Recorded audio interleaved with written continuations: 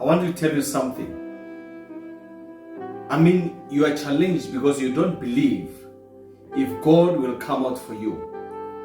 You feel like you have reached a cul-de-sac, the end of the road, when nothing is working out. But let me comfort you. In the book of John 16, verse 24, it says, until now you have asked nothing in my name. Let me interpret. What it means is that you have been talking to God every time. You have been asking God every time. But the reality is that you haven't asked God with your all. You have called God's name because you know that the name is there. But you didn't call out the name with that power, with that zeal of knowing that it will give you the results that you expect. You are not getting me. I mean, let me tell you something. In Psalm 91 verse 19, it says, when there's a doubt that is filling my inside, God comfort me and he renew my strength. Oh my God.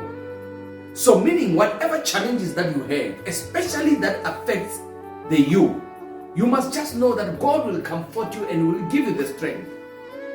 And in the book of Matthew, in the book of Matthew 6 verse 25, it says, what is impossible to man, to God all things are possible.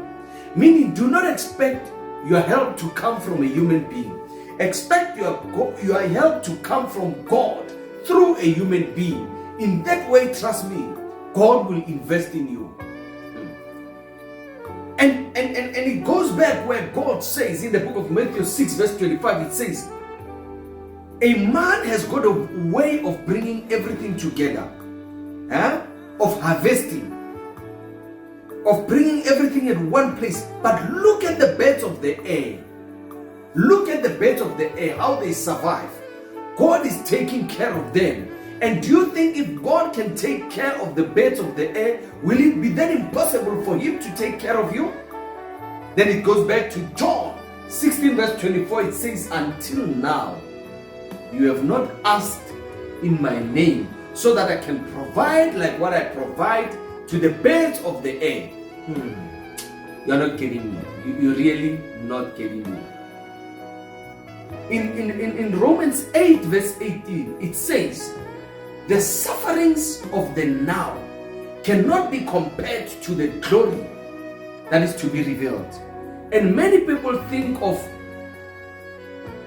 salvation, think of the glory at the end of life. No, God is saying, whatever challenges you are going through, let me interpret it in our own way. Whatever you are going through, trust it that God will change your story and give you a glory that you have never saw.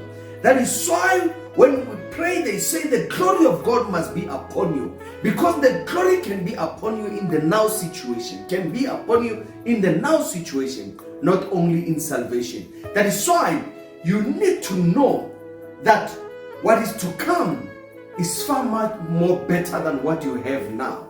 In the book of Deuteronomy 31 verse 8, it says, God will make sure that we soar in the air just like the eagles. You're not getting me.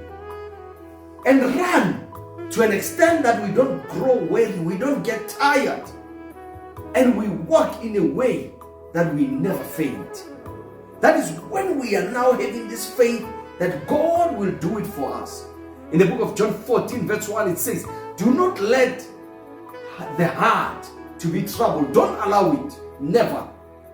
And in Deuteronomy 31 verse 8, it supports John 14 verse 1. It says, don't be afraid or discouraged.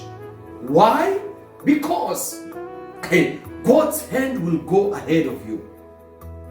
And in closure, Psalm 9 verse 9, it says, Lord is the refuge for the oppressed and the stronghold in times of trouble. So what I'm trying to say is that whatever challenges you are going through, whatever problems you are going through, we are going through different challenges, be it marital, be it health, be it academic, be it financial, be it doesn't matter what. Everyone have got a challenge. Remember, I said to you, the Bible or God never said you will not go through challenges. He said you will go through the challenges, but they will not bring you down. And he said, I cannot give you more than you can handle. If I bring a challenge to you, it means you'll be able to deal with it. That's why the verse says you will pass through fire, but fire will not burn you. So all I'm trying to say is that just know that God is in control.